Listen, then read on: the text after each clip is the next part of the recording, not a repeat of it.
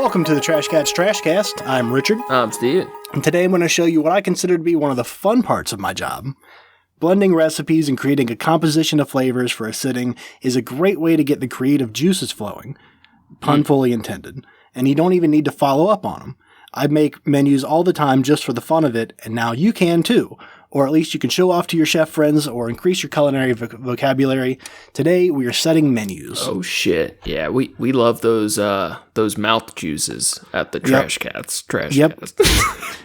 Salivating all up over the table, all over the dinner table and the dinner cloth or the tablecloth and all that. Oh, yeah. Honestly, that's a juicy intro. I like the idea of understanding the food game better because I don't know shit. Yeah, I forget something. So I feel like food is an international language. Like everyone eats, right? You got to eat.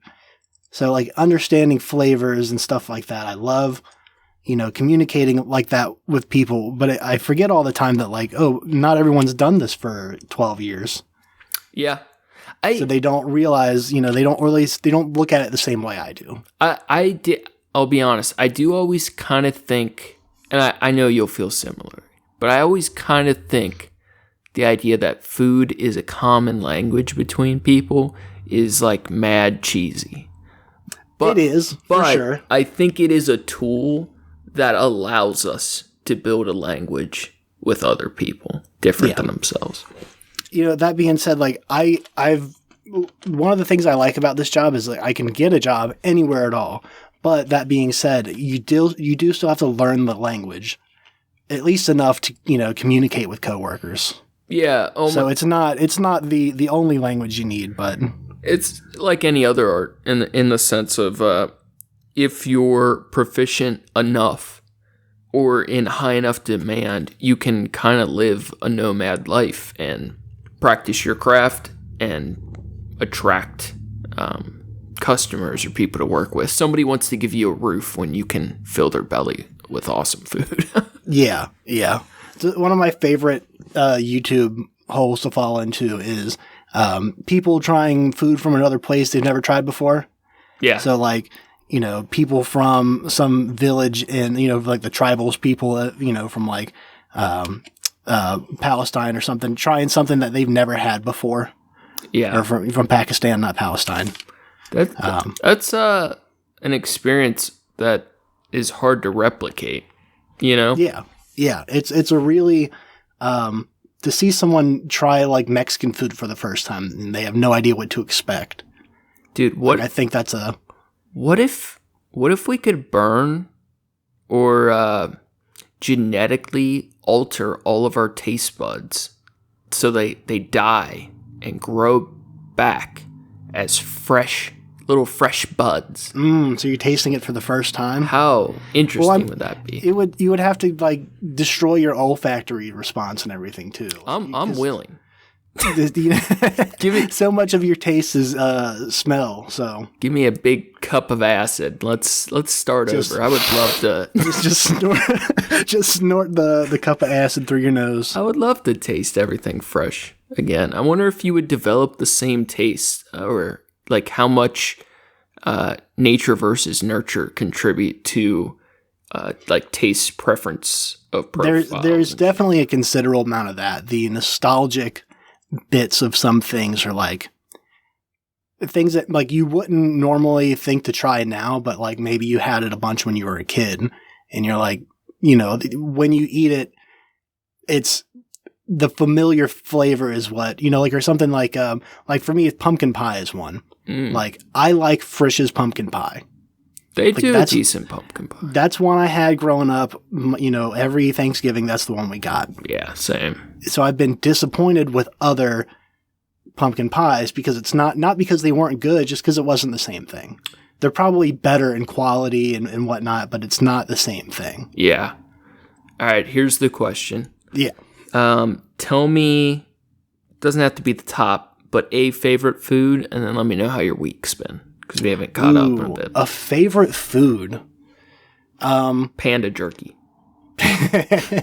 I think I'm usually stuck between like, if I'm saying like my favorites, Thai food and Mediterranean food. Those are great and choices. Mexican food. That's it. You don't know. It's tough. Those are all like super high flavor. It's like the Mediterranean food is usually a winner, except if I don't want my breath to reek like garlic for the next 24 hours. Garlic. So you can, like some garlic sauce. It depends on how authentic or which Mediterranean food. Oh, I don't know about how authentic it is, but this Mediterranean spot You showed me the some farmer's market is pictures. fucking incredible. It looks super good. It looks bomb. I don't like. I'm gonna get some Lebanese food on Sunday. My mom's cooking for my birthday and my sister's. We're like we always share a birthday, so we're having. She's making homemade Lebanese, and I don't think. I'm like trying to think. I don't think much traditional Lebanese food uses much, if any, garlic. But I'm trying to think of which Middle Eastern food would use garlic. I feel like I'm just blanking. I'm thinking of like just the straight garlic sauce you get from the Mediterranean Papa John's? restaurant. yeah, the garlic butter sauce from Papa John's. Mediterranean food, pizza. Papa John's does the best Mediterranean food. Oh shit! So chill week. Yeah, it's been decent. We got the food truck out now. Season's starting up, so I've been busy making sure that we got all the prep done for that, making sure it's all stocked up and ready to go. But other than that, pretty chill. How you been? Okay. I will say first, I'm very proud of us on the United States of Torture. If anyone hasn't listened to it yet, I feel like we did really good on that. I'm proud of us. Put a decent amount of time into that earlier this week, and dude, I've been very frustrated with art because I don't have the time, but I'm forcing it anyway. Like I'm never going to not work, but it's on art stuff. But I finish work and then I start basically a second shift of like creative work. But when doing that with art, I feel the pressure of the time constraint.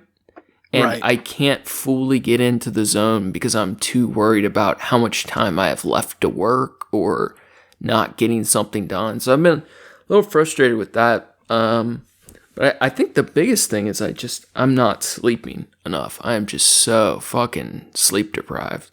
These, our Coke dealer neighbors moved out, and now we got the Coke users moving in, and sick. It's been rough. They take their kids out to ride bicycles at 3 a.m.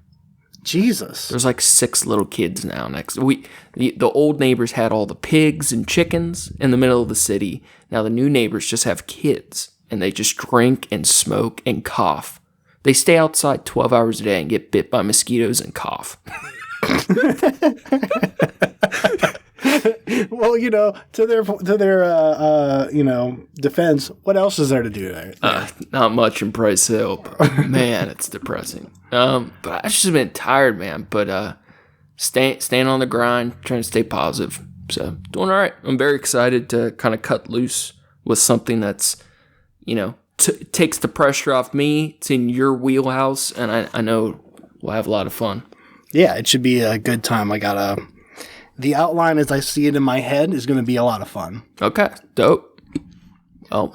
Candy. Candy's my favorite food. Oh, yeah, that's fair. And cigarettes. Candy and cigarettes, the two main food groups. Dude, I think the last time it happened was like when I quit smoking, 5 years ago.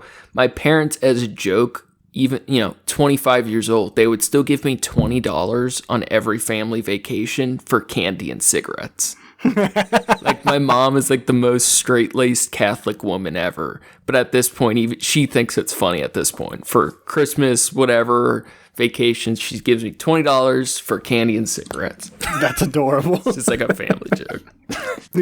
Don't spend it all on drugs, Stephen. That has also been a joke. And I laugh because I'm going to spend it all on drugs. Oh, fuck, that's funny. So what are we kicking it off with? What are we doing?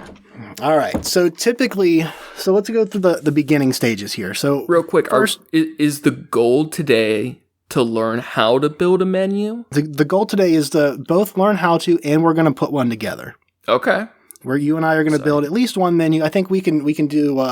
My thought was we can do one more serious one, and then one that's one more for fun. A little trash. So yeah. Is this a system you've created, learned? Is this something like you've just put Mostly together created. over the years?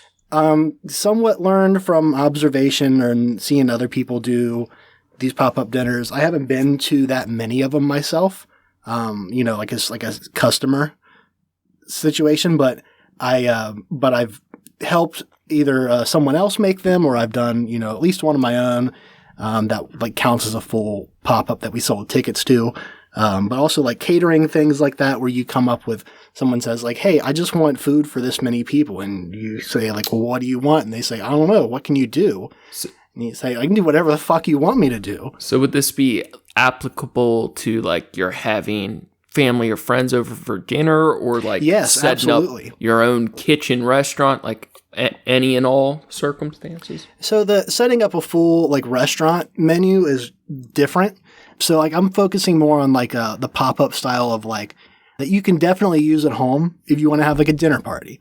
Got like a one meal type of thing. Yeah. All right, so if you set, I usually try to set like multiple courses. I like the idea of having it's go from your amuse-bouche to your kind of first like a light course, and then like a little something in between, and then like a 5-course dinner, especially for like doesn't need to be that many for a house party, dinner party kind of thing, but for a paid pop-up situation where someone's buying a ticket, 5 courses is probably the minimum I would go.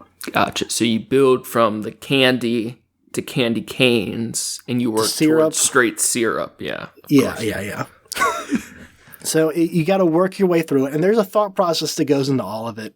In the like I said in the previous episode, the way I do it is first you want to get like a concept together. Like, okay, I've done dinner parties where it was like traditional Japanese, or I've done you can do like Italian. It's just like an Italian.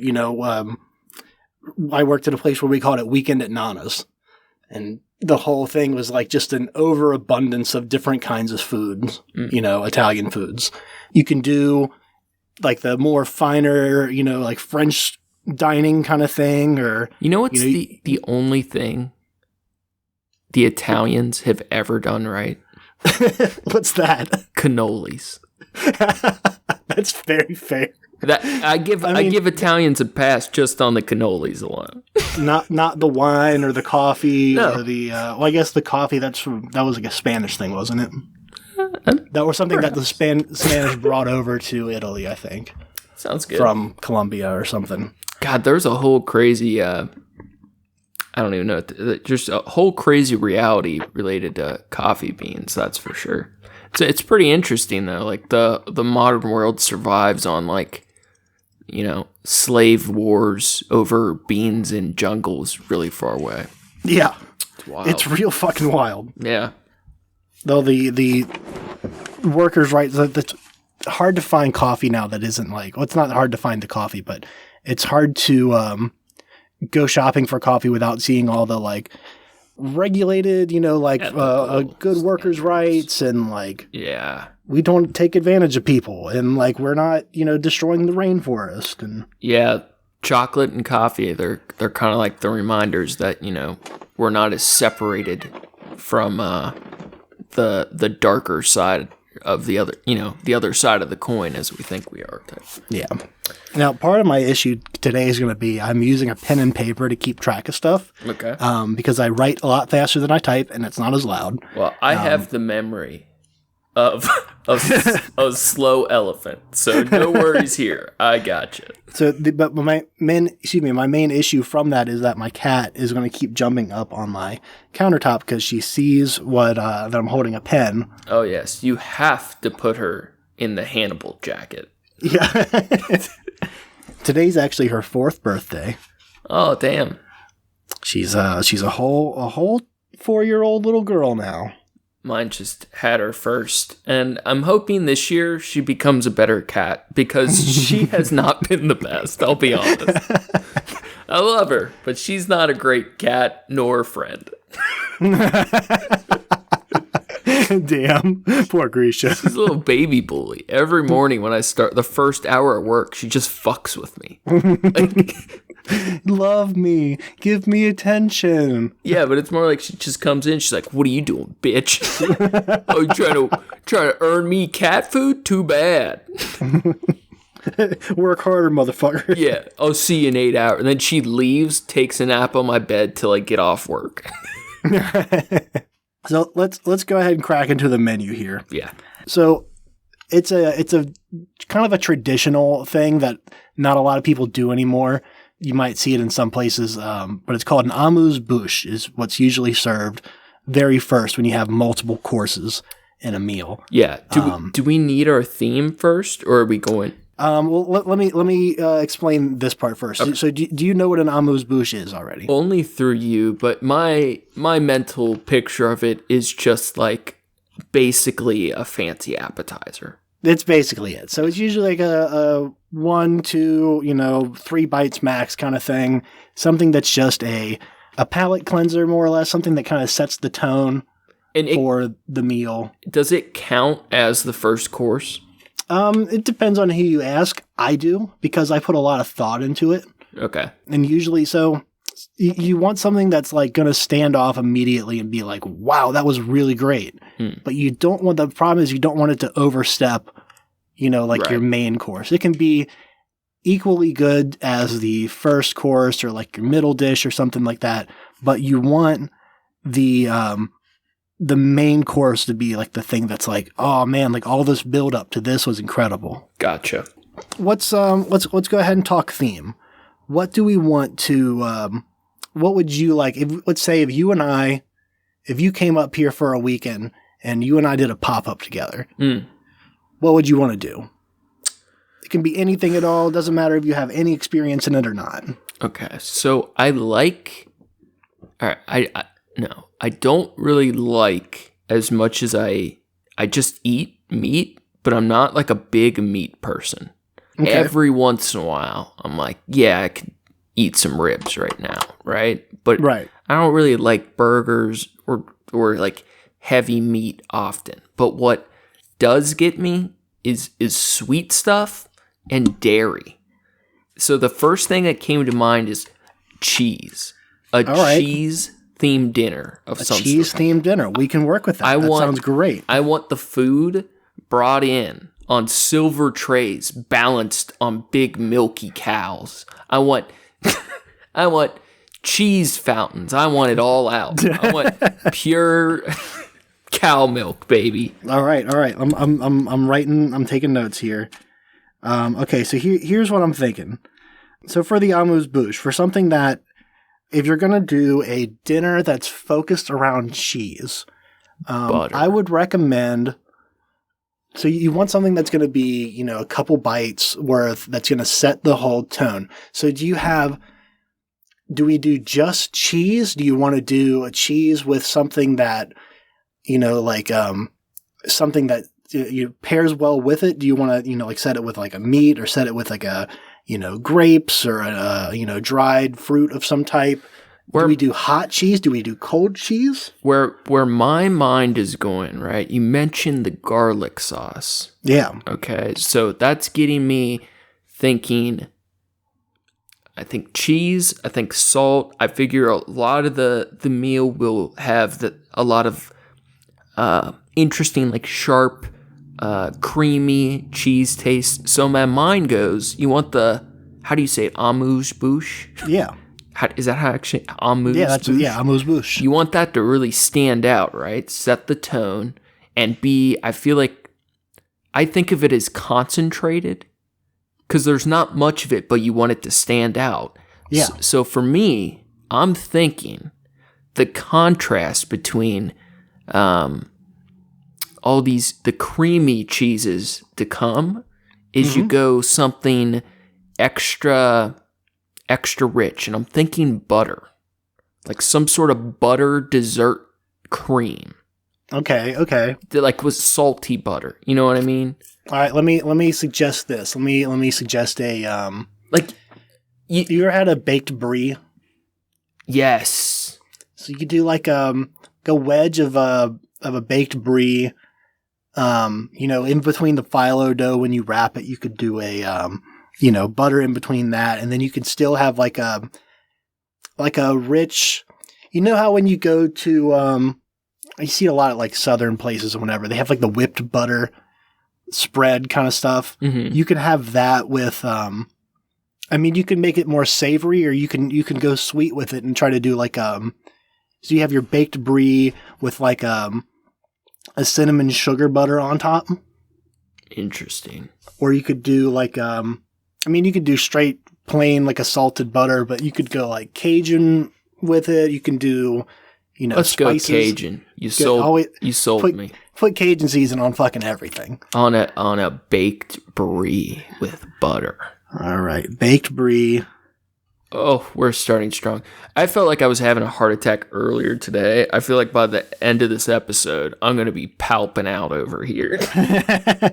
All right, so we got a baked brie with a Cajun whipped butter. And then, so you serve it. I would say, you have your Cajun whipped butter is going to be cold. Your baked brie, you could like cut the brie. Hot? Yeah. So the baked brie is going to be hot, right? So you want to, you could do a couple different ways, but for presentation wise, you can get like small brie wheels. They don't, have to be the big fucking ones you usually see at the grocery store. Mm-hmm. They sell small ones. You can cut those into wedges and then wrap those individual wedges into phyllo. And then, so each person gets their whole thing is coated with like a nice flaky crust. And then, you take the Cajun whipped butter, like right when you pull it up out of the oven and you put it on the plate, put the whipped butter on top.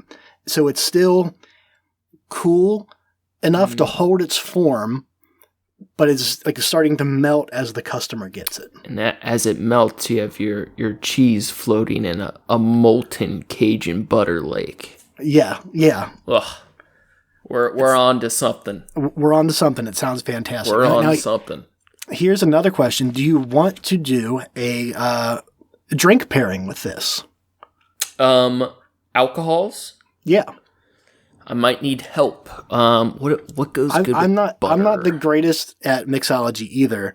I feel like a Mountain Dew? Mountain Dew. Yeah, man. Well, I would say like with a baked brie in general, like a white wine would be like the wine of choice. I think like red with the Cajun. I like white wine better. Well, so here's the thing about wine is people say like, oh, you don't have red wine with fish. You have whatever fucking drink you want with whatever fucking meal you want. Sure. If you're trying to bring out certain flavors, though, it does make sense to use certain beverages. So for this particular one, because of the Cajun spice on here and the butter, the richness of the butter, white wine could work nice because of the astringency. But you could also do like a light cocktail or like a spiked lemonade almost. I'm thinking, honestly, the lemonade sounds because it would be so interesting with the Cajun and butter, cheese, but I was thinking that acid. Yeah, but for the theme, I'm leaning towards a hot. It's a nice hot cup of cheese. A hot milk and vodka in a thin sipping glass. Or honestly, a almond milk bubble tea. Okay, that one I can work with. In a really tall The glass. hot milk and vodka, I'm saving that for the other pairing. That's for dessert, silly. That's for dessert. I like an almond milk.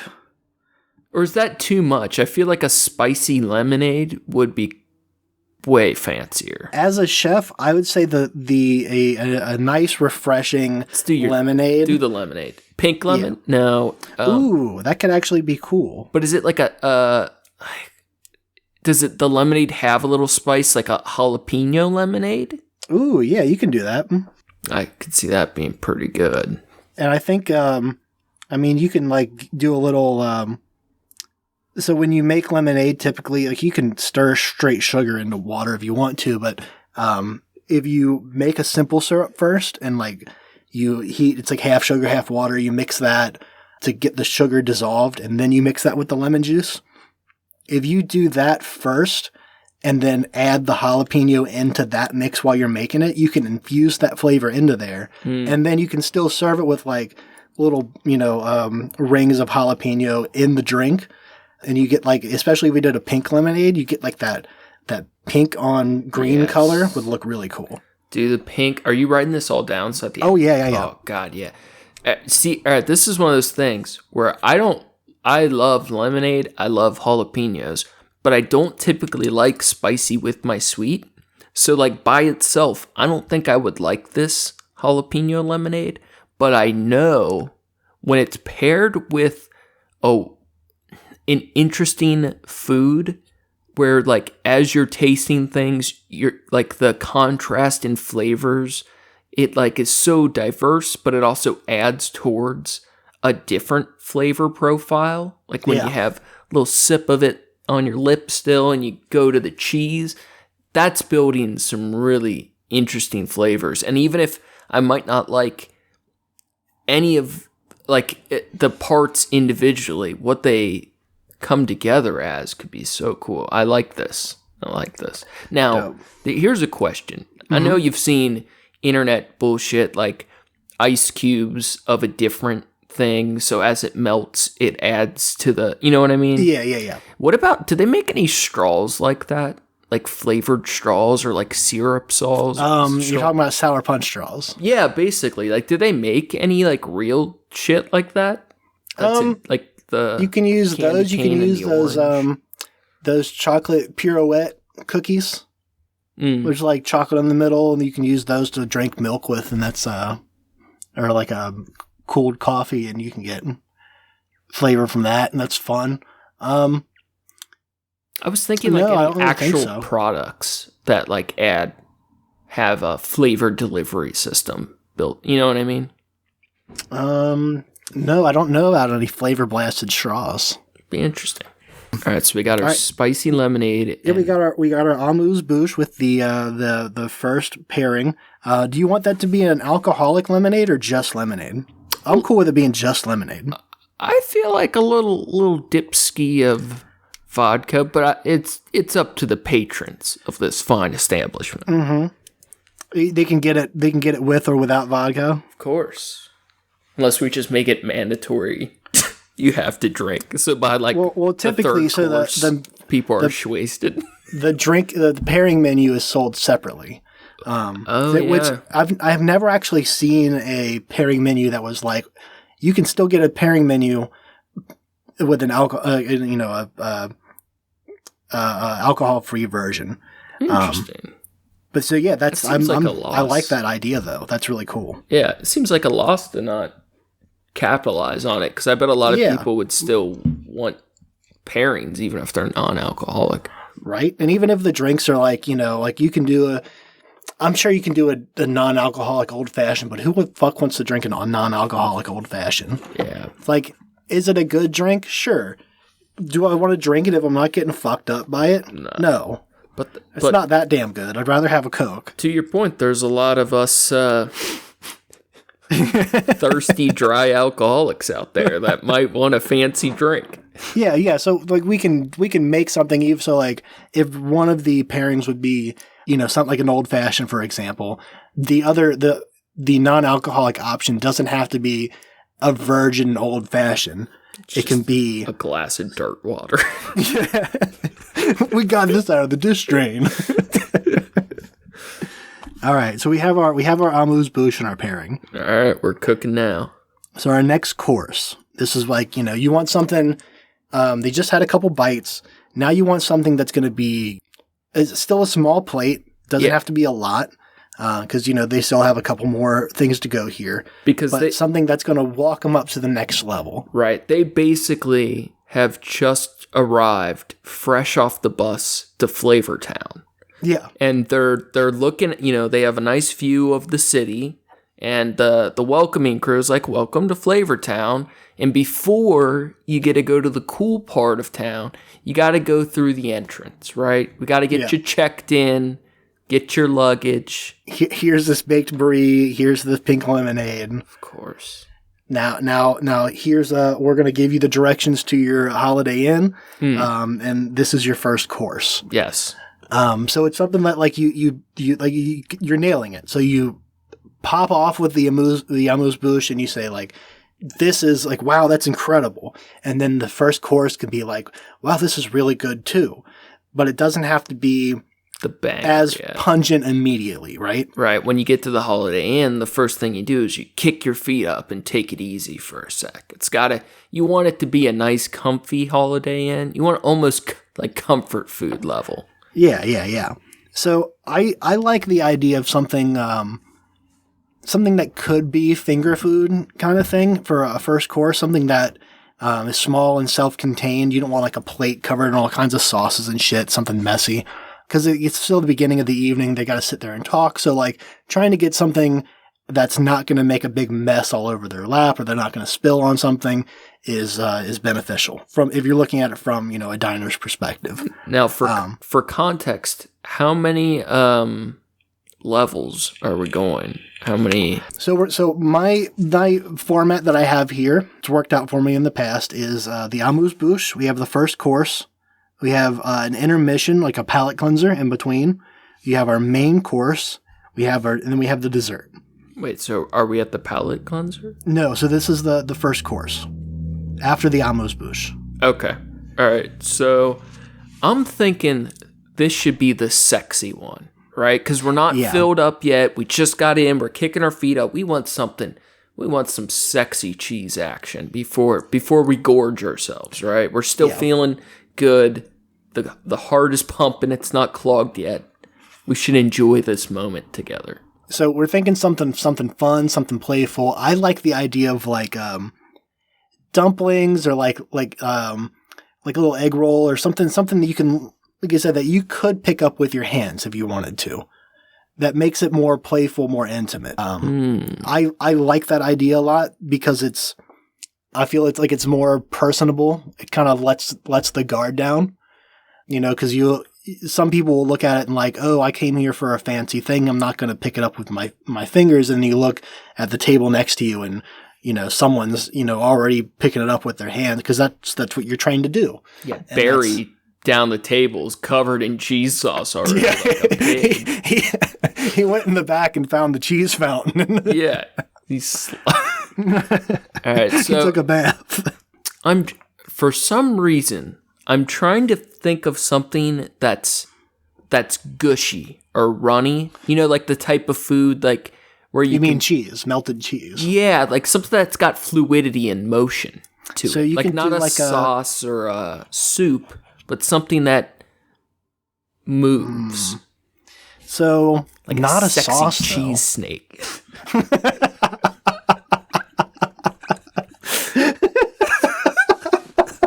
You know what I mean, bro? Yeah, I know exactly what you mean. What kind of sexy cheese snake options do we got, huh? So this is where I would, I don't think I'm going to get any answers for this one on here, but so this is where I would pull out, if I'm stuck on something, I'm trying to think of ideas. I have a tool that I use that I think all chefs should have if they don't already. And even if you're not a chef, I definitely recommend using it. It is a fantastic, easy way to learn about any kind of food and like how it pairs with other things and what to do with it.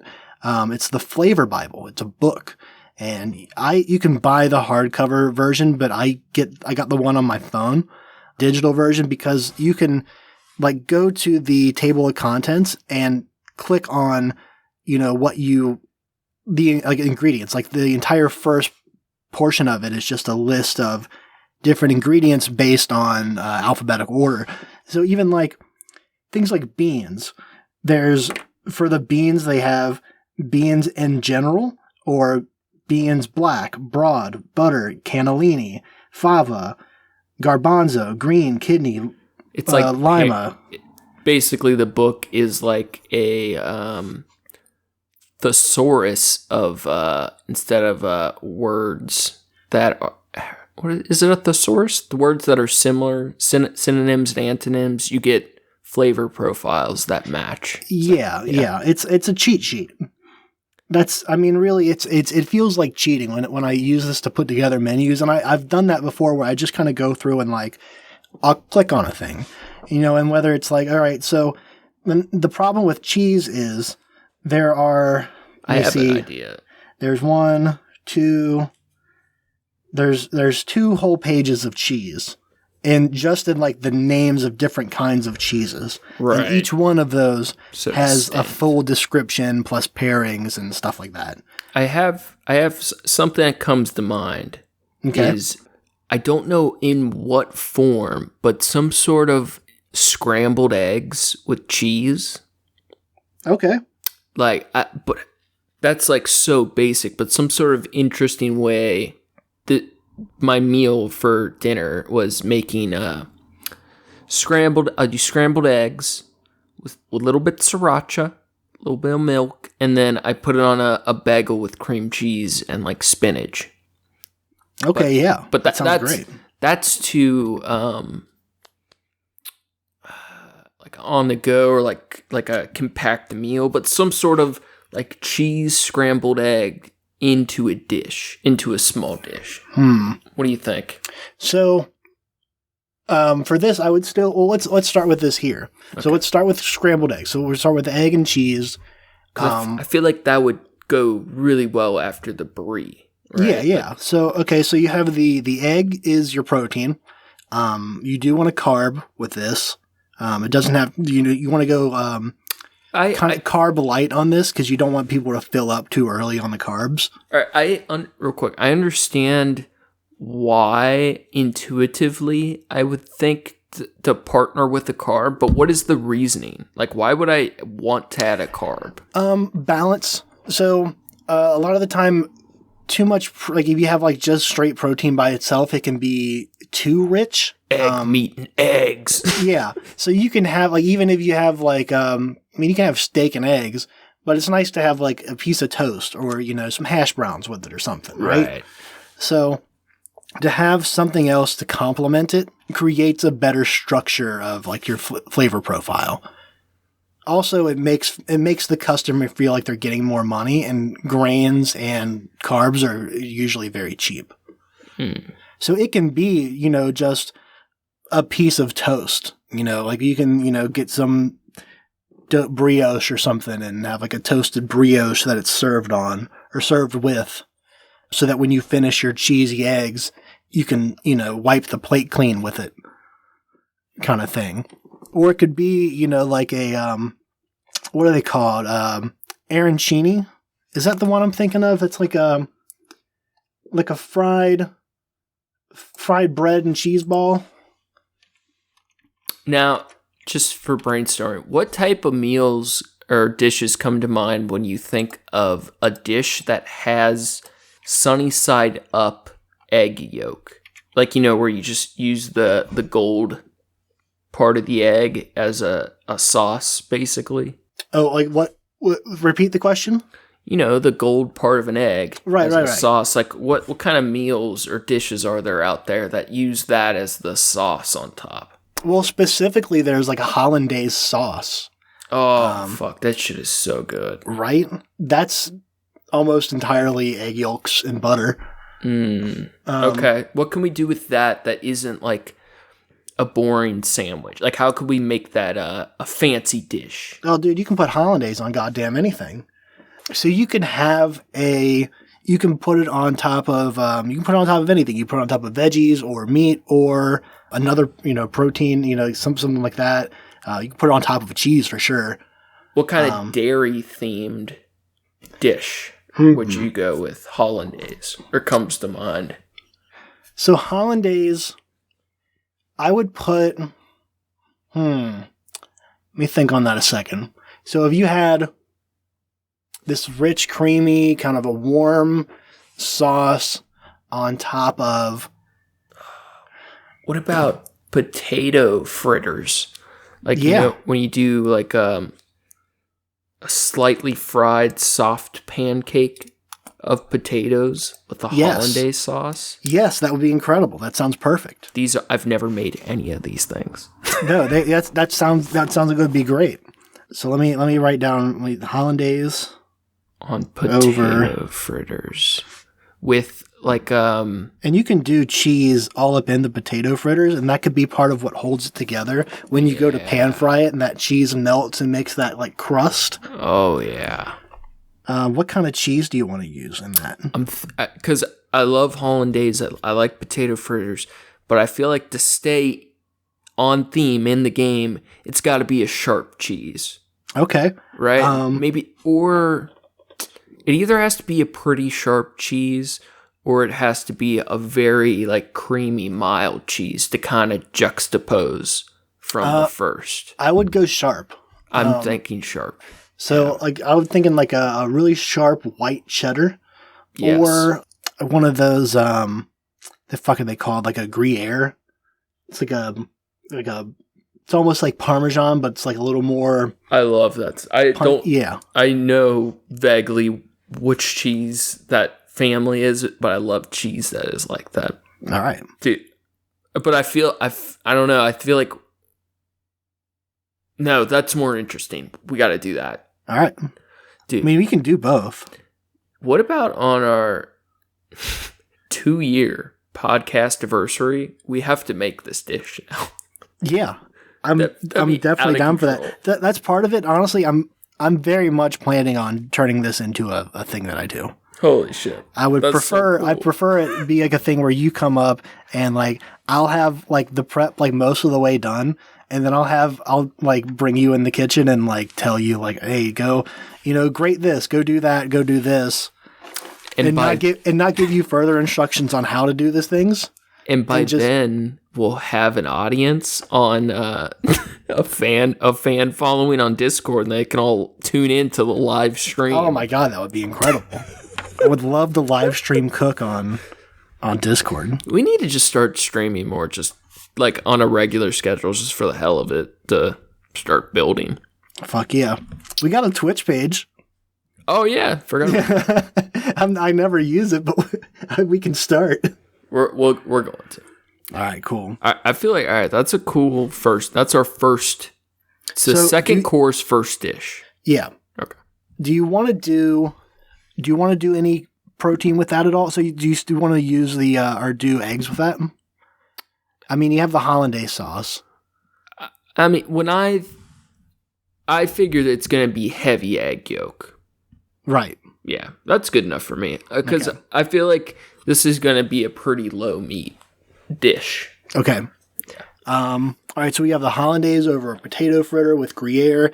I'm thinking just because you have it's a yellow sauce on what's going to be like a brown fritter, some kind of a color Little pep. pop. So it doesn't have to be much. The cheap way to do it is like microgreens, stuff like that.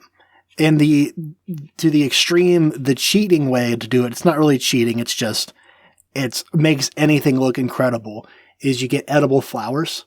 Mm-hmm. Now, what about, I feel like the white cheese, not the parm, but the other sharp parmish cheese, that'll look kind of white. I feel like we need something orange. Are there any decorative leaves or whatever you called it that are orange? Can we go orange? There's probably a type of micro where you can get that's orange. You can definitely do orange flour. I know there's really pretty like beet and like red radish roots that look. That's what we're doing. Radish red. Do you want to do the whole radish, or do you want to do the micros? Could there be like a little side of radish chips? Yeah. That gets us our red. Just plain? Do you want to like pickle them or like fry them or anything?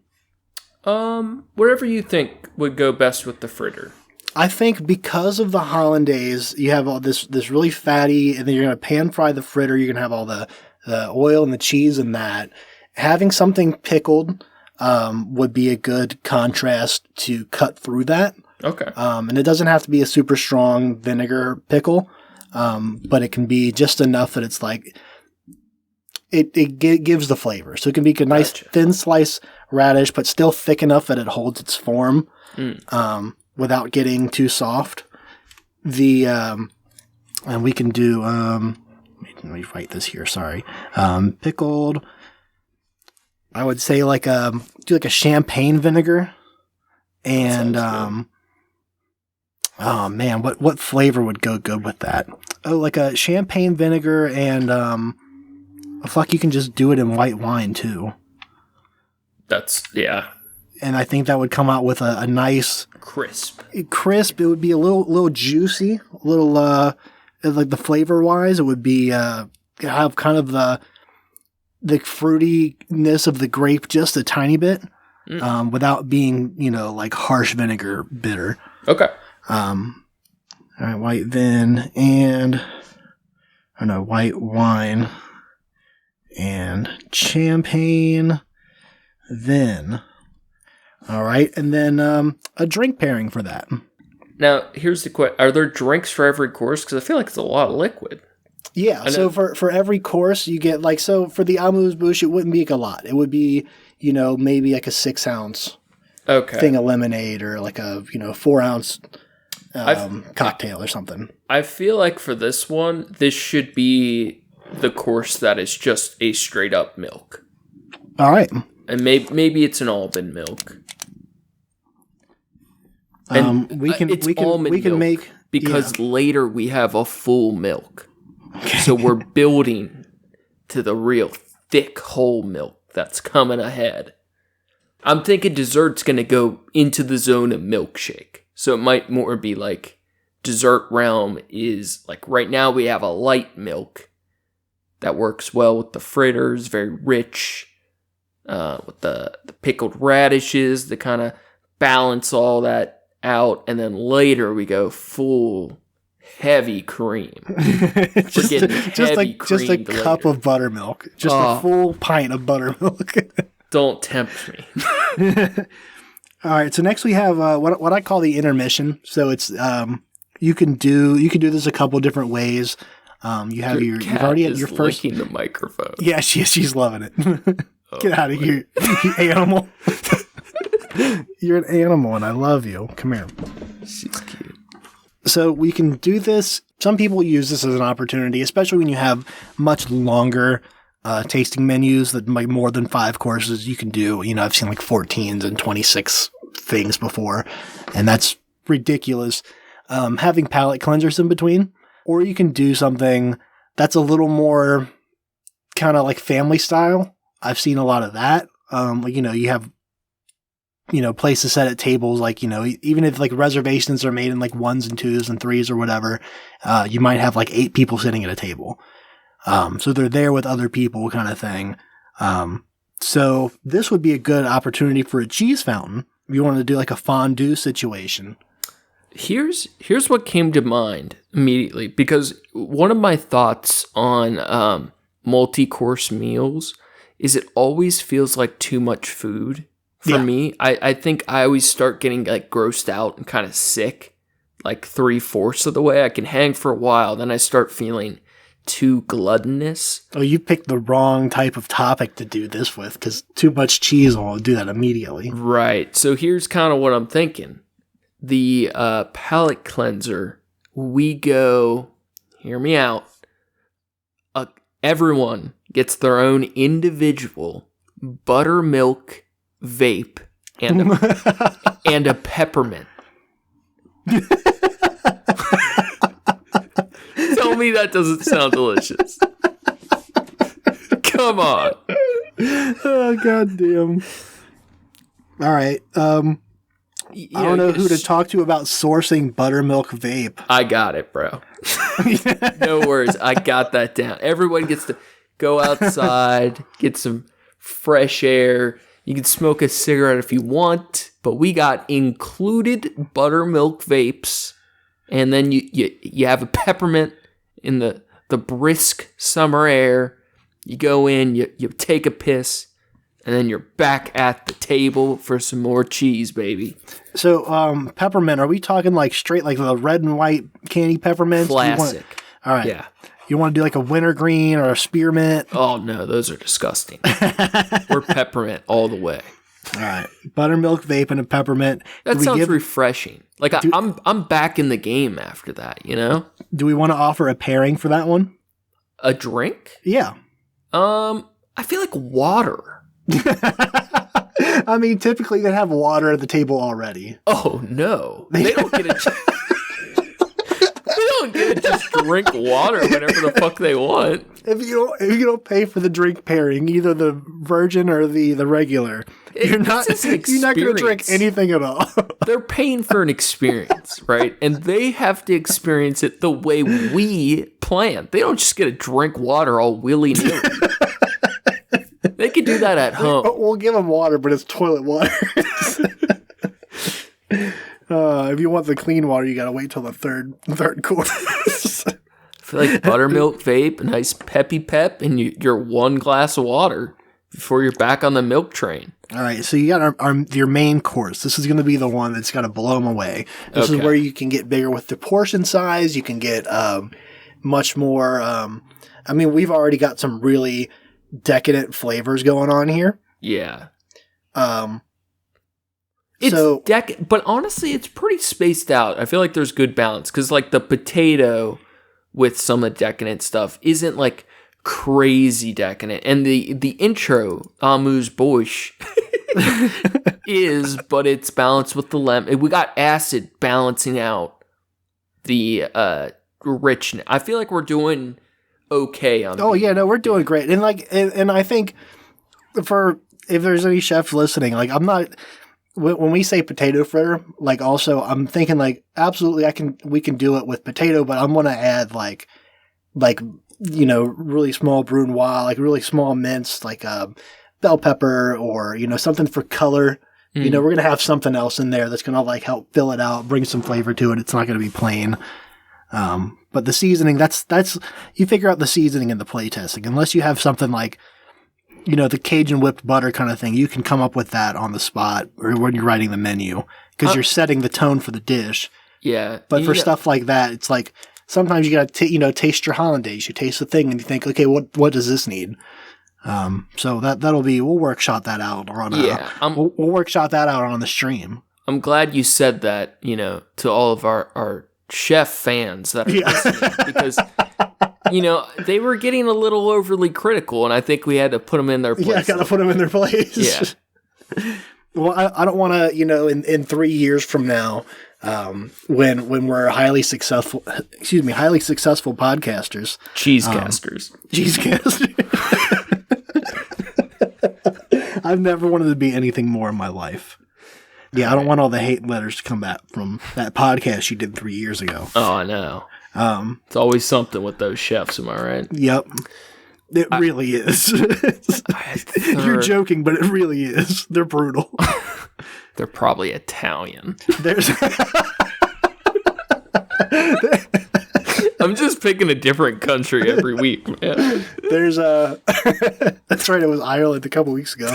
There's a page I used to follow on Facebook, and it started out as a really constructive group for like chefs like all over the world to like talk to each other, and it was like sharing their ideas and like sharing experiences that like only they would get from working in the industry, to kind of commiserate with each other. And then there started to be a trend of people that were like sharing their plate, like, what do you think of this?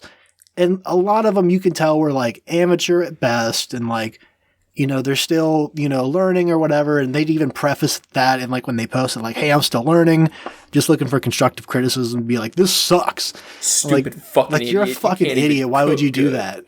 Yeah, exactly. And it'd be like, it was so fucking brutal to the point where like the admins on the page had to come and be like, hey guys, you guys have to stop this shit or we're just going to start, getting people out of the group. We're going to kick you out if you're going to be shitty about it. That's so typical. Like if you're not going to be chef behavior. If you're not going to be constructive, then fuck off. But no, it really is. There's so many of them would just get so brutal with it. Oh, it's so funny. So I don't, for some reason, I'm going to powdered sugar. Okay. It obviously wouldn't be the focus of the main entree, but something in it, like that's the little piece that sets it off. I mean, we can do a French toast. I'm not a big French toast, but so I mean, we probably need some sort of meat or protein, right? At this, yeah. So that's what I usually for all of these when I'm thinking of them, I think okay. So you have your, a protein, a vegetable, and a starch, and if you follow that.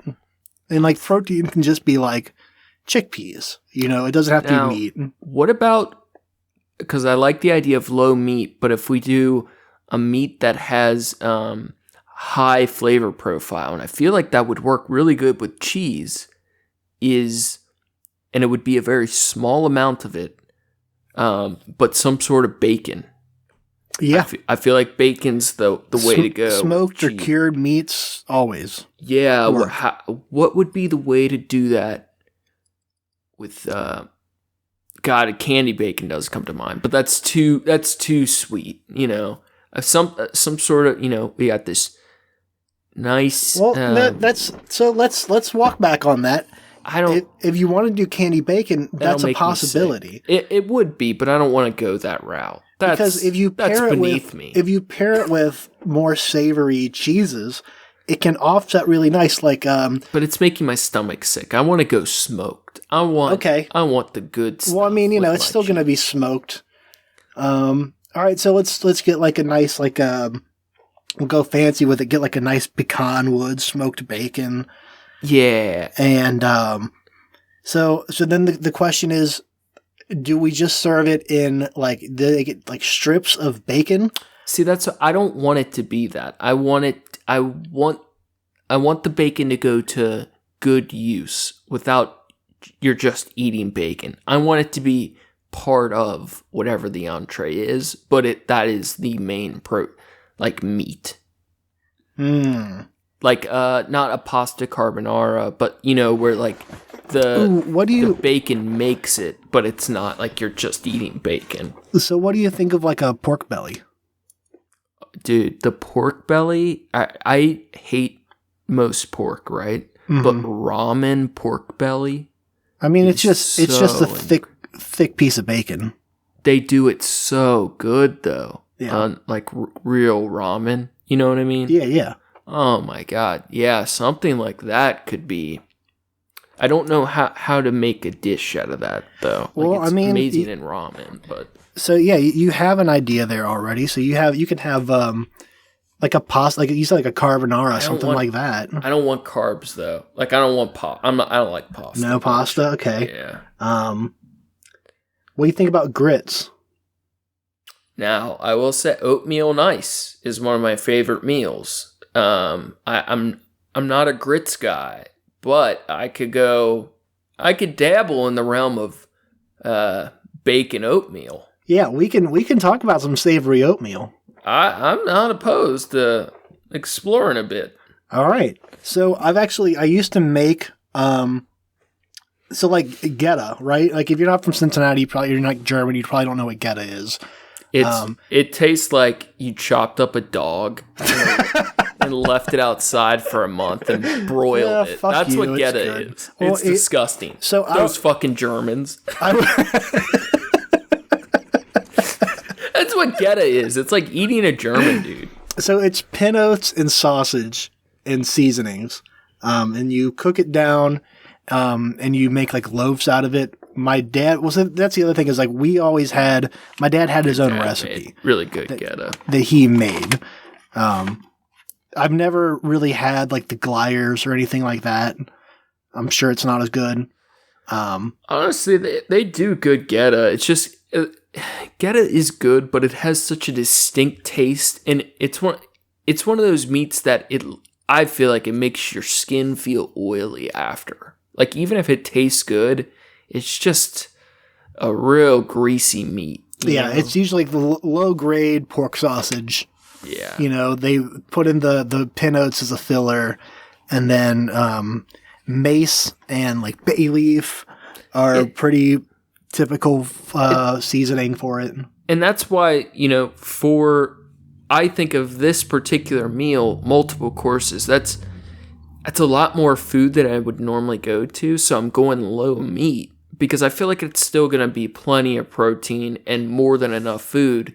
And while I like most meats, like I would enjoy eating a piece of Geta, right? Mm. But I feel like shit after. So that's why I'm kind of going such low meat quantity. I feel like bacon is one of those meats that you feel so shitty after, but if we go, moderate amount, and it's not like you're just eating a big piece of meat and it's built into this savory dish. Yeah. I feel like that would be the way to go. So where I was going with that was I used to use oats to make a meat protein, like a vegan substitute.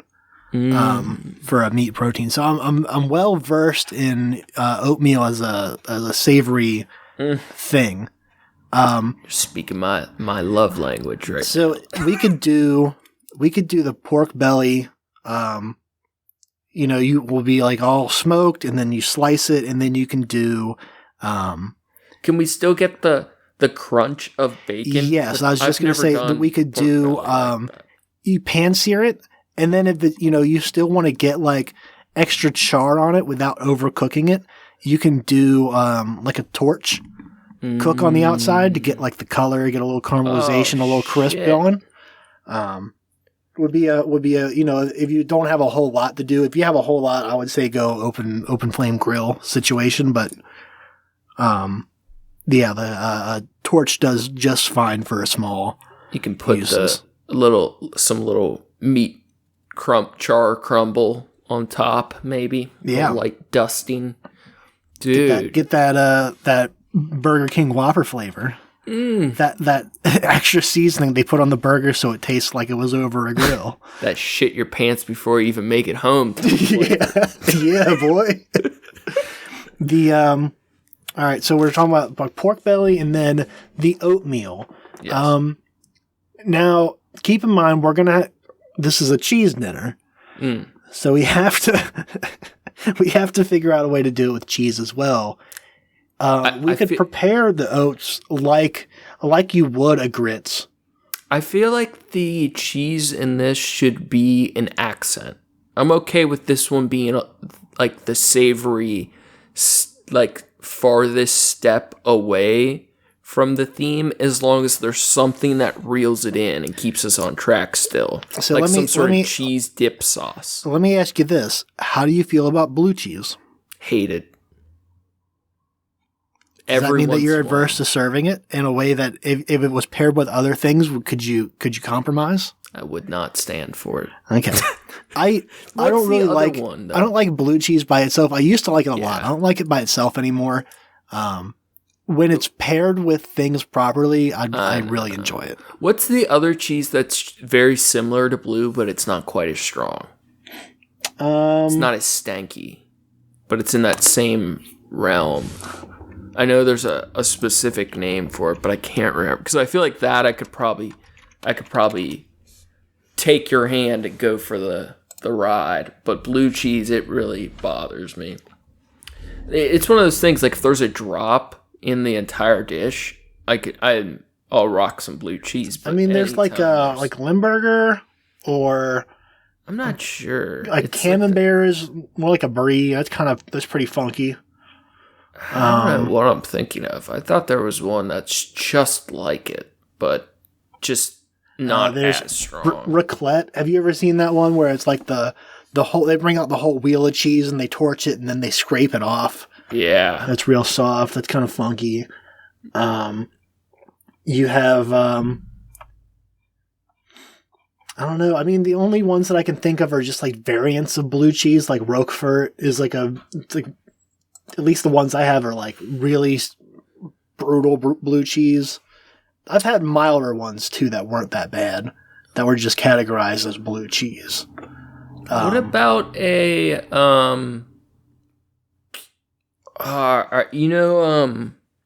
I know it's a Cincinnati thing. I'm sure it's other places too, but like I think Cervati's does it and like Kroger does it, but it's that there's a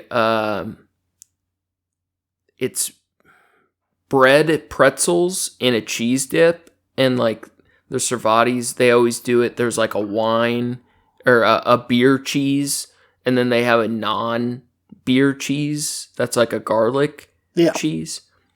Something in that realm. I don't know. Now I'm starting to get grossed out, but I like the idea of the pork belly. The oatmeal, I'm kind of losing it with cheese though. Okay. But I've. So how do we serve? So the meat's right for sure. So how do we work in the cheese then? So do we could even serve it like cold on the side as like or like melted onto toast or something that's served on the side of it? Like I'm just throwing out ideas, see what sticks. Yeah, no, I'm following. We could do, I mean, it can be like mixed in, like you wouldn't even see it. It would just be like a flavor profile that sticks out. What about, here's just an experiment, right? Mm-hmm. You have your plate. You have the seared pork belly, mm-hmm. and it's cut into like slivers, right? So you have like the one pork belly, and it's in like 8 strips, right? Okay. And then on the other side of the plate, you have 8 different hot cheese sauces. Okay. So it's like you take your meat and like dip into each cheese. I feel like that would be good for like an intermission kind of thing, but like not for a main course. Okay. I feel like there's something with the like a hot cheese sauce with the pork that could be good. Let me further develop the oatmeal. Go for it. And see if we can land on something here. So here's how I'm picturing the oatmeal. If you're going to serve it with pork belly, what I picture, you mentioned like a beer cheese earlier, but it made me think, and I know what you're saying is different than what this is. It was a cheese, like a softer kind of a cheddar that was aged in Irish porter, like a Guinness. And so when you cut into it, you had all this marbling, this brown, dark marbling in this cheese. And it was really, it had like a sweet kind of a dryness to it. That was really unique, a nice savory flavor that worked with it. But it made me think, okay, so what have you had? Like oats are used to make, oatmeal stout, stuff like that.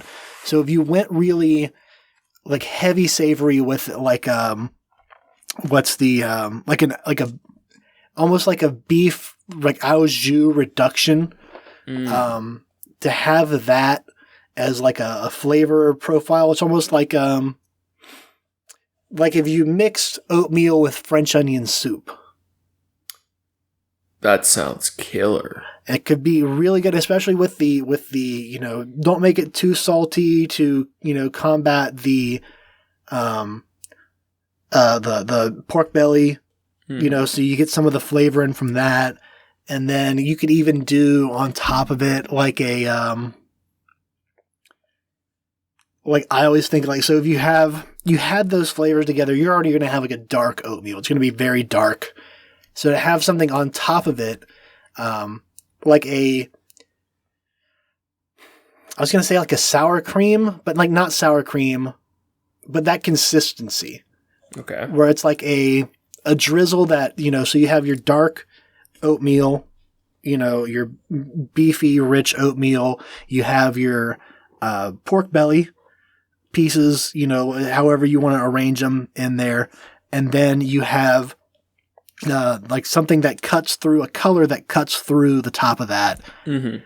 And then what you're doing with that color over the top of it is you're making a new canvas that you can put something greens, like the microgreens are like a go-to because you get so much flavor out of them and you get really good color and presentation with it.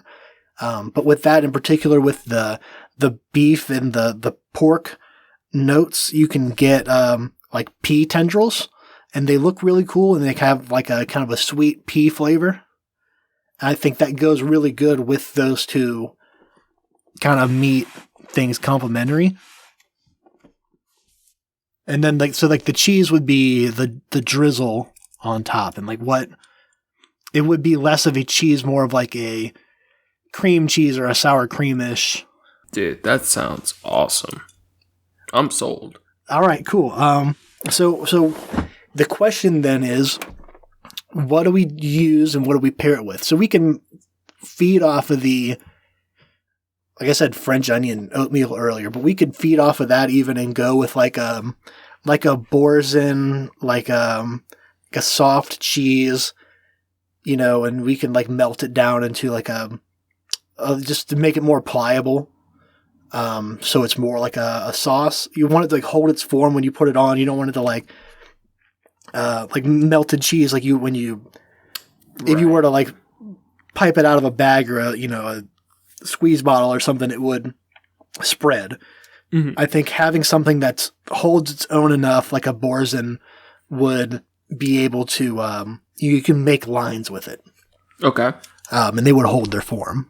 So I think something like that, you could do like a sour cream, not a sour cream, like a green onion Boursin, and pea tendrils on top of the, that like a beefy so oatmeal. Good. Okay. Yes. I'm just writing beefy oatmeal. And pork belly. So obviously, this is so weird, but I feel like this would actually be like a really it definitely can. If you're not used to, especially having savory oatmeal, it can sound really off, but it super is really good. You can do a lot of shit with oatmeal that people don't use it for. Mm-hmm. Pecan, smoked pork belly.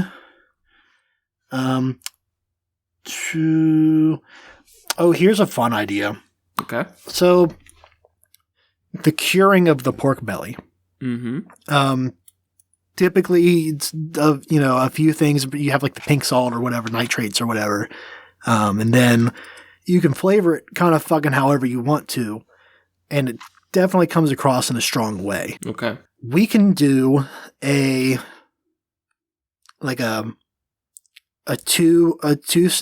two-step one of this, where you could go like a traditional cure. You could have like the one we used to make at one of the restaurants I worked at had like juniper berries and like all kinds, like dried juniper and all kinds of other shit that we put in it. Okay.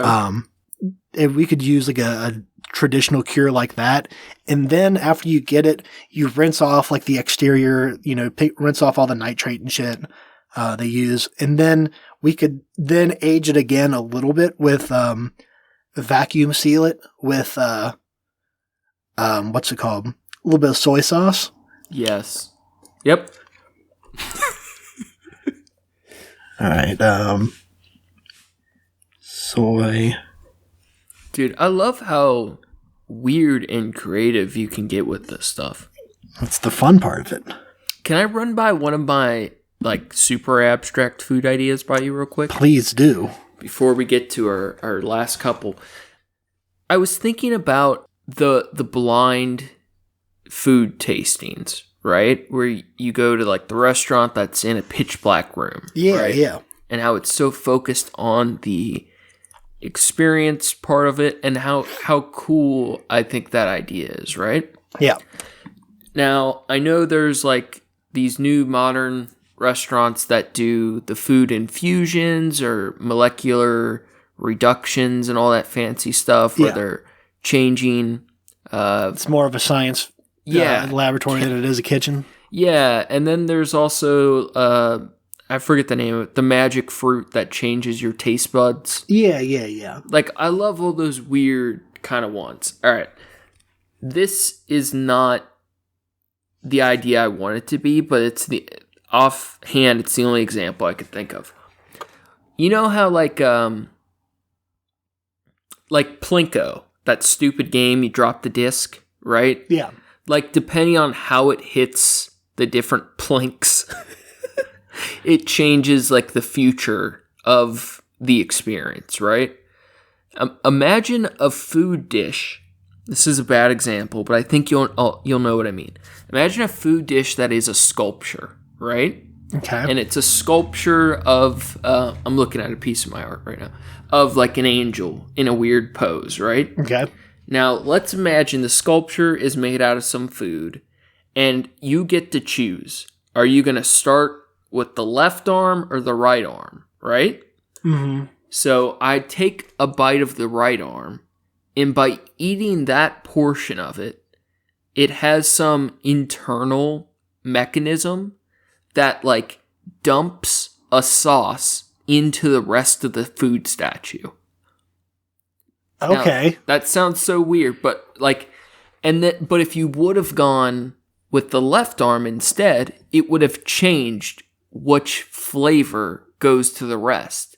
And by making decisions, it changes the physical experience and actual taste of the food. So you're turning the red pill, blue pill into a dining experience. Yeah, and I feel like that was just kind of like the most like fundamental example I could think of, because it's hard to imagine a typical dish how you could have mechanisms that change taste outcomes. But the idea of like how you eat something affects how it will taste. Like the idea of like instead of like if your meal was like a Jenga tower, right? Mm-hmm. But like you have to, or it's set up like Operation, the stupid board game. Like if you get this piece of food out without touching the sides, it tastes amazing. Like it's sugar, it's sweet, whatever. But if it touches the edge just one bit, ruins it. It like absorbs a sour sauce or something, where it's still good, but it changes the float profile right away. The edges have Vegemite lining them. Sure, yeah. But all the options, I feel like with the molecular or infusion cooking styles, like you really could have like edible capsules of intense flavor profiles or reductions that could help create mechanisms that change how you eat something. I don't know. I feel like there's something there.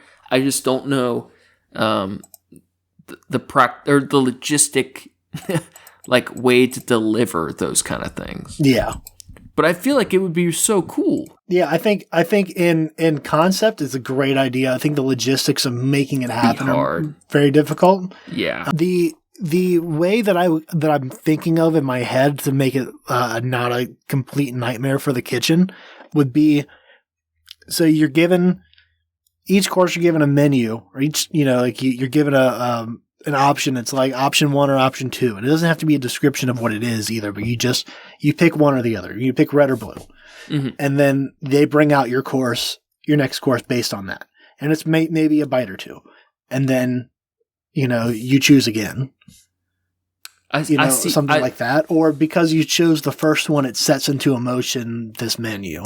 This other plot arc. Yeah. And maybe like every 2 or 3, you could do that with like a 26 piece or even a 14 piece tasting menu where like every 3 or 4 you're giving a different option, and maybe like the first one's like really obvious. It's on a piece of paper and you have to choose 1 or 2. And then by the second or third one, it's it starts getting more subtle where like they ask if you would like more water and you say yes or no, and your answer to that changes what you get next. And then like eventually there's a person in the corner of the room, and if no one talks to him, then you get a certain menu. But if someone says something to him, then you get the special chef menu. Yeah. Dude, the idea that like that gets a little zany, but I fucking love that. Because what if like as the courses come out, like in like escape rooms, like the idea like you go to a dinner where the goal is to solve a puzzle. Like you have like like on the table is like a I like the Jenga tower of food. like a placard or sign of like a riddle, right? And based on the choices you make throughout your courses, like you get this or you get this, that's your choice for each one. It pushes you through like a plot where you're trying to like eat your way out to figure out your riddle. You know what I mean? Yeah, no, I like it. It would be so hard to craft. Like, it's easy to, I feel like, to kind of come up with some of these things conceptually, but building that out in a real way would be very difficult. But yes. I love that though. Like, I would love a food experience that was that different. I don't know. It just would be fun because it'd be such a unique experience, and it would change how everything tastes. Right.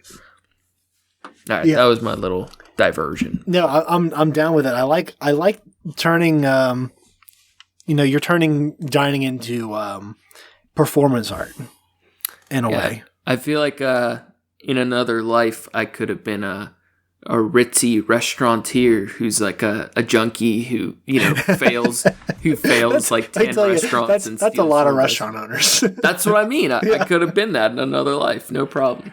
All right, so we have this beefy oatmeal and pork belly dish. What do we have? What do you want to pair with that? What keeps us? So I think together? Like honestly, the first thing I think of is root beer. Like when I think beef stuff, I think flavor profile like that. Now, can we get away with doing that? Is that too far out of the milk realm? No, you can make a well, fuck, you can. I mean, it's our pop up. You can serve a ice cream or root beer float as a drink. I have some ideas for dessert, and then you have your ice cream and oatmeal. It's just deconstructed. See, I have an idea for the dessert. There's a dessert course, right? Yeah. So that's next. You want to skip to that next, and then circle back on the. Let's come up with a drink. I feel like the root beer float sounds so good with that. Yes, it'd be rich and decadent, right? Yeah, we have to. Like, I wanted to, because we got a cool dessert, I think, ahead. But I feel like a root beer float with that dish would be out of control. Yeah, it would be off the fucking chain.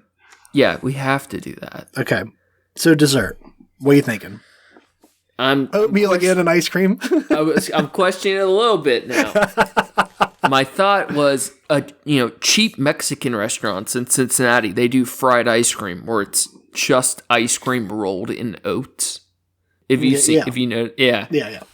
I was thinking like that is the base, right? Okay. And then a milkshake reduction where it's almost like it's so rich, it's almost like a more milky, liquidy cannoli over the oats and ice. Okay. But I feel like it needs an adjustment because when you say it's just a milkshake reduction, what I think of is just custard. See, I think of a massive milkshake boiled down into a smaller sugar concentrated milkshake. I feel like that's like which is how science works. I'm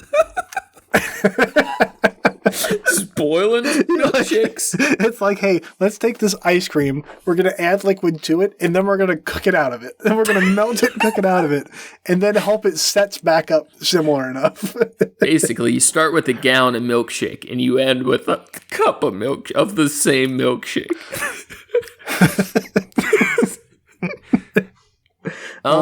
Honestly, after that last meal, because we really ramped up to some really rich, savory stuff, I'm almost thinking fried butter stick. You know what I mean? Like, if we just want to blow out. Well, that's where like dessert should be a come down. A come down, really? Is that how it's thought of? It's not the. That's how I do, at least. Okay. The dessert's not like the main course. Like the dessert, it's extra. Like I've been to a lot of pairings where like, so here's the thing about chefs, and this is true in the community, like every chef should know how to make a couple of desserts, you know, and they should at least understand how costing and stuff like that works for desserts, because a lot of chefs, you have pastry chefs and you have like hot food chefs. It's just a thing. Pastry chefs are special in the way that they think differently. Baking in general works. It's a different thought process than cooking in general. When you're cooking, you can just like, let me add a little more of this. Let me try this. Let me add more of this. You know, or I can, you know, you can play with shit like that. Baking, when you get good at it, you can fuck around with shit like that. But most of the time, like, you're following a recipe. And if you don't follow it, it's not going to be consistent. It's not going to be, you know, you're not going to get a really good end product. I think I have an idea. Yeah. So I think it should involve one of these two things. I'm not sure yet. I think I know what is the potential tastier solution and what is the more elegant solution. Okay. I think the tastier solution is to go fried ice cream balls. I feel like that would be so rich and savory. It would go so well with the but we already got a root beer float involved. So? I know. That was a drink. That was a drink pairing. Yeah. Or we go powdered sugar. We go pizzelles. Ooh. With a cannoli drizzle. With fried ice cream balls. Now, those are... I'll throw those out, and I feel like you'll know where to go.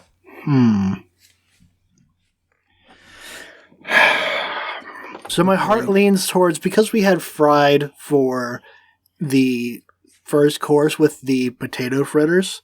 You're right. Yeah. And we went so heavy savory with a pizzelle would be so refreshing after a root beer float and some pork belly, a nice pizzelle with a cannoli dip. Yeah, I'm leaning towards that. I think dude, they're so simple, but so many people do them wrong. Yeah. But like a perfect pizzelle where the center is still a little doughy and the outside is crisp and the powdered sugar snows off of it with each bite all over your clothes.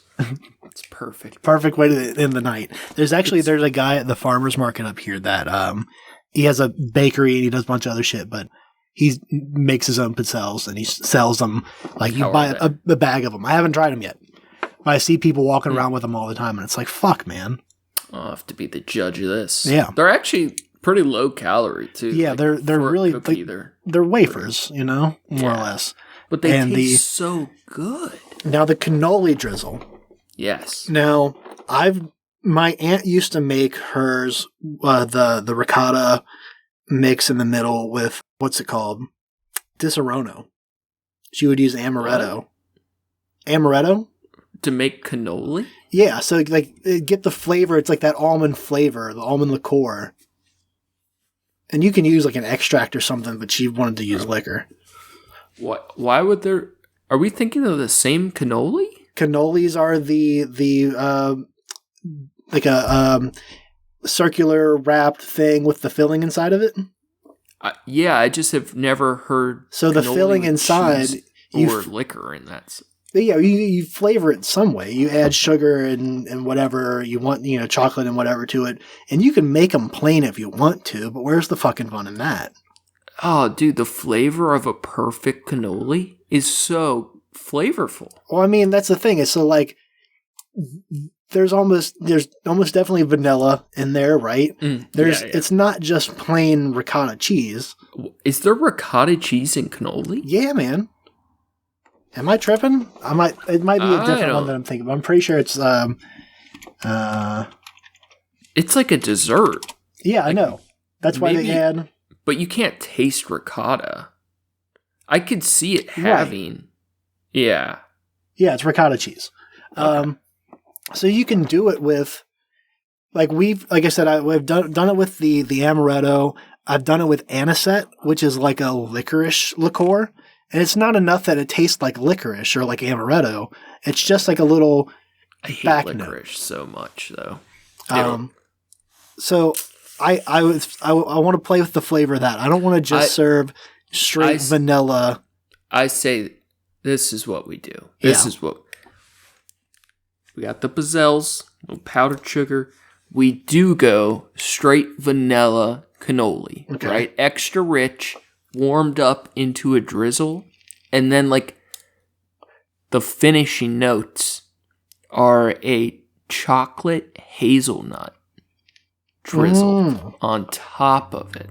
So I would argue keep the cannoli filling, maybe not like cold, but not warm, not right, maybe like just below room temperature. I don't disagree, but I couldn't think. When I think of cannoli, it's typically too thick to drizzle. So I don't know how you get it on the... I wouldn't drizzle it. I would leave it like a thing that they can crack the pizzelle and kind of like dip. Okay. And then what do you think with the chocolate? I'm not a big chocolate person, but I feel like after that entree and after all the that would be a good ending to that. I think that would match it without being too overburdensome if you put like a nice hazelnut chocolate drizzle on it. Yeah. And that's one where you would want to get fancy with the plating and do, like the chocolate sauce. You have like your little mound of, the ricotta or the cannoli filling. God, you have really perturbing me when you say that. You take that's what it is. You take the pizzelle and you can associated it with ricotta. You can have like one or two pizzelles, like because of the fortitude of it, you can take the pizzelles and like stick them in the filling so that they're standing up or like to the side a little bit, and then you take the drizzle and the plate like a fresh Christmas morning dusting of powdered sugar. It looks like two snow angels sticking out in a chocolate puddle. And then as you shift anything, you reveal all the colors of the pizzelle and the chocolate and the yeah. That sounds great. Dude, if I didn't eat right before this, I would have been fucked. I don't think I would have made it through this. This sounds outstanding. I'm very curious what our average listener would think of this meal, though. Like, if this sounds like off the wall, or if people are getting a little horned up right now. I mean, I'm chubbing. The pairing. So typically with when you have a multi-course thing, they serve like a digestif. What'd you say? Hot chocolate. Hot chocolate. That's a lot. I mean, we can definitely do it. It's just a nice vodka and milk on the way out. Yeah, hot vodka and milk on the way out. I mean, you're right. That'd be the way to do. If you're going to add vodka to hot milk, that's the way to do it. It really could just be a glass of warm milk, though. It really could. So usually especially with a liquor pairing, you would get a digestif, something that's like there's digestif and aperitif. I might have it wrong. I think aperitif comes afterward, but it's usually like a more herbally kind of liqueur, like a Campari or something like that. Are these like you finish your dessert and then you get two little mini drinks? You get like almost like a little shot of it, yeah. You get one is usually done before the meal and one is usually afterward. Is this part of the drink pairing? Like you leave with the drink of something? So you wouldn't be leaving with it, but it would be your last drink of the night. Yeah. But is it like if you don't get the drink pairing, do you not get the digestif? I've seen it done both ways. Okay. I feel like a nice little hot cup of milk, like a little kitty cat's little milk cup, little milk shooter on the way out. I'd be a happy man. I'm super down with that too. Sorry, I'm reading different. So I was right. Digestifs come afterward. Yeah. If it's just a little one, I feel like a hot chocolate you could get away with. Now, hot chocolate, and here's one. So like sherry and like Madeira wine, stuff like that is in brandy. Those are digestifs. You can have it's fortified wine kind of, stuff like that. You can take, like a nice, like a rich sherry would be good. I think brandy would be a really excellent, like you get like a nice, like a brandy and maybe like a What like a about the whipped blackberry, cream? like simple syrup, and like add that to a hot chocolate. I think would be really great. A warm whipped cream vodka with a little hot chocolate. There you go. All right. And it's got a little whipped cream hat. All Dude, this would be out of control though. For color on that, so you have a brown drink. It's probably gonna be like in a mug or something, right? You're probably not even gonna see that at first. You'll have the white on top of it. For color, I've seen people do like the cocoa dust on top. But you can do any kind of dust on it if you want to or not. You could do like a cocaine sprinkle. Just a little cocaine sprinkle. Be on your way. Be happy. Be merry. Like we can high. can stick with the cheese theme and add a little bit of Parmesan onto it. I feel like what would look prettiest is a cocoa powdering, but and I don't know what it could be, but if it was orange. And now I don't like orange flavor with chocolate, but like if the you know how cocoa powder can almost look orange, but it's still brown. I feel like if there was an orange cocoa powder. I don't know so much about that. Or red. My mind immediately thinks to turmeric. That's what I'm thinking how it would look. I just can't think of anything that is not turmeric that would still taste cocoa. Let me see here. Well, they have like edible like food coloring powders. That works. We could do like an orange. You can do an orange or a red. Yeah, red would be cool. Nice little red dusting. All right. Red. I was going to say red and cocoa. And I think it should be served in because I think at this point we've already had a lot of sweetness. I think a smaller serving is better. Yeah. So I think it should be served in like an extra sized shot glass, but that shot glass is inside of a tiny little black gift box with a red bow. And it's like your gift at the end of the meal. You get to take home this dirty glassware. You get it, unwrap it at the table. It's your little digestif. All right, I'm down with that. A black box with a red bow. So of course we got to work out all the costing and sourcing and stuff like that. But other than that, we've got a menu here. All right, now we didn't even use the flavor Bible. Oh yeah, we didn't need it. We're professional. Now I would love, at your leisure, to hear this start to finish. Yeah, absolutely. I would love to read it to you. So first, you walk into the door. You get they take your coat. You sit down at the table. You talk amongst yourselves because you showed up in time for the reservation. You didn't show up last second. And you begin your evening with a fine baked brie with a small dollop of Cajun whipped butter, served with a pink lemonade with jalapeno. The second course, you have a hollandaise over potato fritters with Gruyere cheese. Served with pickled radish chips, and a glass of almond milk. Now we're cooking. Or I put in here light milk because you said light milk. I want to play with that. I think there's like an airy milk, like something oat milk. Yeah, yeah. We can figure that out. Whipped up so it's nice and foamy. Put some CO2. Put it on some CO2. Yeah. Intermission. You have a buttermilk vape and a peppermint. Yes. Served with a glass of water.